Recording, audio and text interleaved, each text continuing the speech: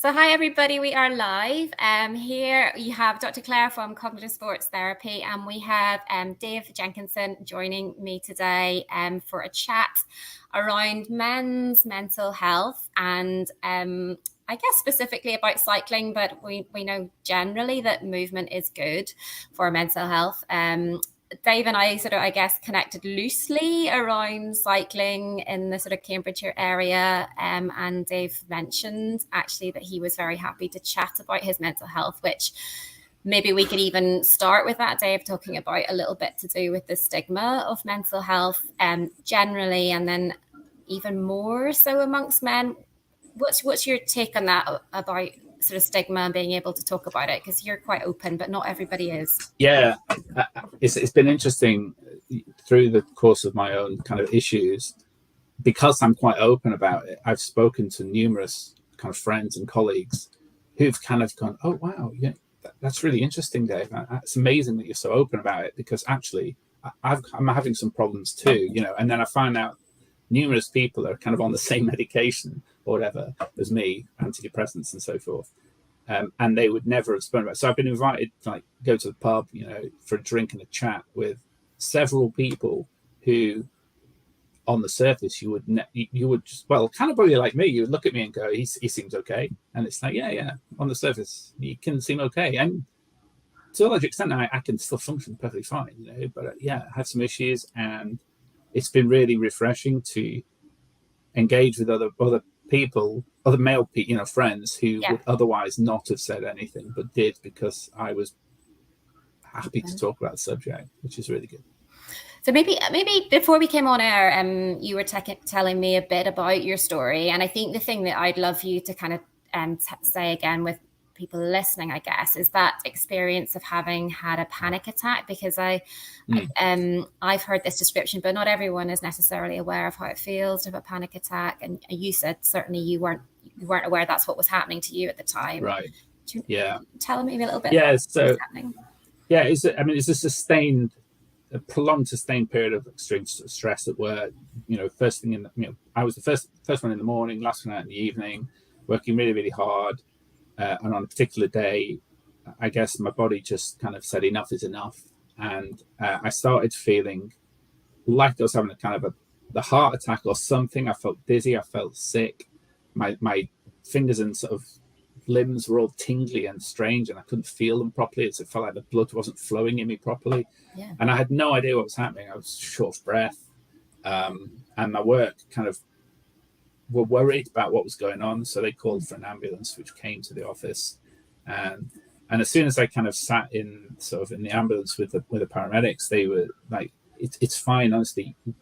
I'm sure you're very frightened, and I'm sure you don't know what's going on. You're having what's called a panic attack.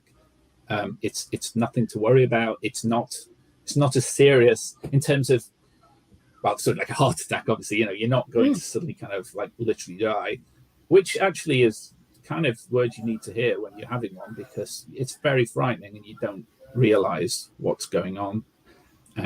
But you know, as soon as they were there, just having a medical professional near you kind of immediately calmed me down. Yeah.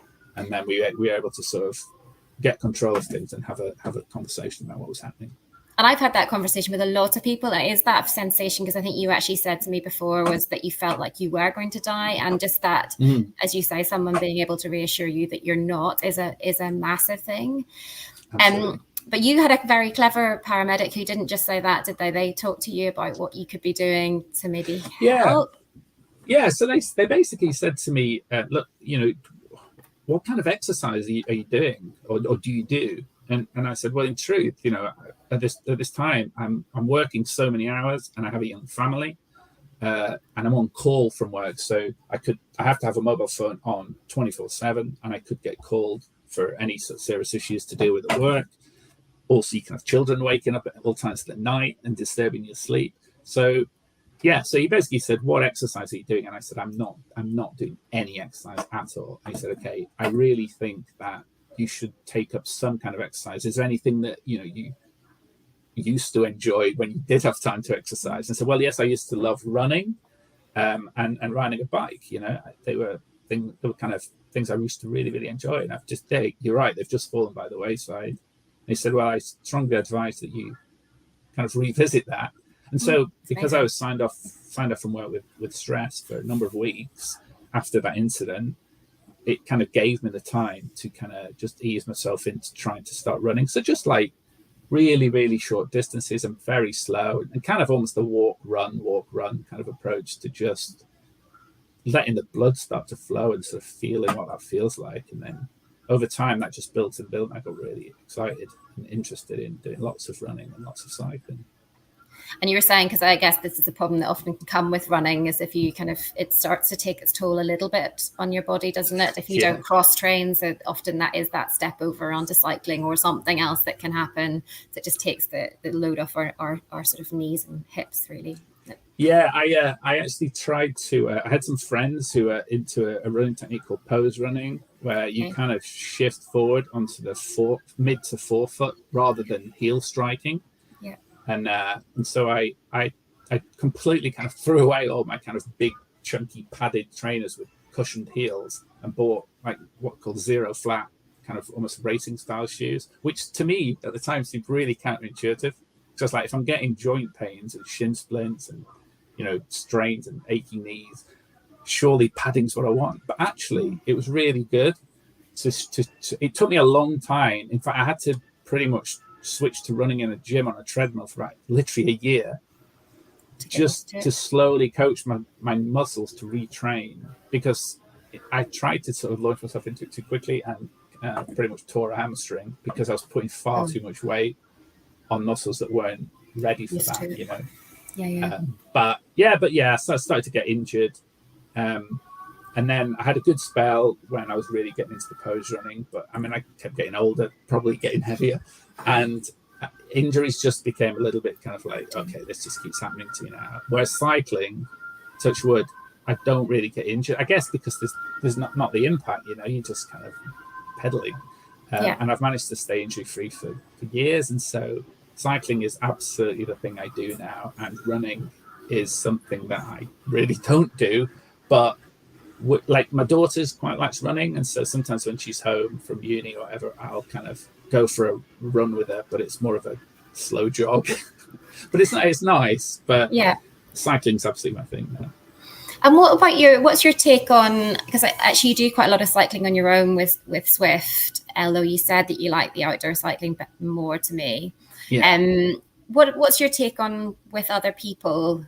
Because there's something to be said, as you say, if you're running with your daughter, that there's that nice easiness of being beside someone and either being quiet or chatting. What's your take on that? I would love to cycle with other people. One of the issues with that is opportunity, like just having people who are available at the same times as I am, because my routine is, I said to you before we came on air, I work from the UK, but I work with an American team, so I start the day late and finish late. So I tend to cycle when most UK people are probably working, and I'm actually cycling. So I tend to have to cycle on my own. I kind of do like the peace of it and the headspace of it, of just no music, no headphones, just relaxing, alone with my own thoughts, but with this kind of nice, steady blood flow, heartbeat, and just kind of, it's almost hypnotically, it's like a meditation, really. And I love that. I do sometimes cycle with other people, but even then, when you do, there's always that kind of like, are we at the same standard? And I don't mean that in a competitive sense. I just mean that in a, if someone's just like blazing off and you're going, I can't keep up with you. Or the alternative, I'm sometimes going, look, I don't mind going slow-ish, but like you're going so slow, but I'm barely getting my heart above 80 beats per minute or something. So it doesn't feel like exercise. So when you find a nice group that are of a similar ability, then I think that would be great. But I unfortunately, I don't really have. I have like one or two friends who are roughly the same sort of ability, and when we can, we do go out together. But it's mostly a fairly solo thing that I do, unfortunately. Because you have tried different antidepressants over the years, and different therapies over the years. But it sounds like exercise is the most consistent thing that you seem to come back round to. It's just there in the background, isn't it? Exercise is something that kind of gets me through like all the time. Whereas I've done therapies, different ones, and they're great. Like as you can tell, I'm quite happy to talk about things and to talk to people about my issues and stuff. Often when I go to therapists, they say, do you know, it's weird because 50% of the problem is normally understanding what your problem is. And you seem to come in here, Dave, with a pretty good grasp on what your issues are. And I said, well, no, I do. I know what the issues are. I just don't know how to solve them. Yeah. So we have good sessions and they feel good and I feel happy to have done them. But for me personally, I just don't get a lasting sense of wellness and being better and having like loads of techniques and solutions or things that I can do. Exercise just works. Meditation is something else that I really like doing. Yeah. Just for myself, again, a bit like with the cycling, it's just peace and quiet and headspace. My brain is kind of on the go all the time, and I'm having conversations. I mean, I'm sure everyone's having a conversation in the head all the time, but I seem to have an awful lot of conversations in my own head, some of which really I frustrate myself. I create anxiety and stress in myself just from the dialogue that I'm having. And so meditation, I've done it for quite some years, so I think I've got a lot better at it now, and I am able to sort of focus on my breathing and calm myself down and really feel that sort of space to just calm things down a little bit and just get a sense of what is it that's actually irritating my brain or, you know, causing that kind of stressful, you know, I don't have the words, but you know what I mean. Yeah, that sort of constant buzz, isn't it? Sort of almost. So meditation and cycling for me are the two things that are working the best. Yeah. And I think there's sort of more knowledge around that, isn't there? I think it used to be that people would see the sort of particularly the meditation side of things as being a bit wishy-washy and a bit out there. And we know now that it helps. And I often say to people in that moment of panic, it's the one thing that will help. You know, it helps immediately. Similar. I've used a lot of apps on, like, you know, on mobile phones so they give you kind of guided meditations. So if you're struggling to just kind of like tell yourself to focus on your own breath and calm your own thoughts, it's very helpful when you've got someone that's almost telling you what to do. There's almost something quite relaxing as well about just yielding to that person's calmness and their knowledge to kind of go, just stay with me, you're safe here, let's just do some very kind of calming things. Because even just someone helping you to concentrate on good breathing is can be so helpful just on its own, just literally breathing. I mean, some people I think actually get anxious about going, I don't want to focus on my breath, because if I focus on my breath, that in itself can create anxiety. And I could understand why people would say that, and I could understand, I could certainly recognize that might be an issue, but honestly for me it's not. It just really, really works and it helps me immensely. And if you got any take on one of the things I come up against, maybe not the right way of putting it, but one of the difficulties I guess a lot of patients that I work with have is that whenever they feel particularly low, they actually don't then feel motivated to do the things that make them feel better. Do you have any sort of thoughts on that? How do you manage that? So actually I totally relate to that so much.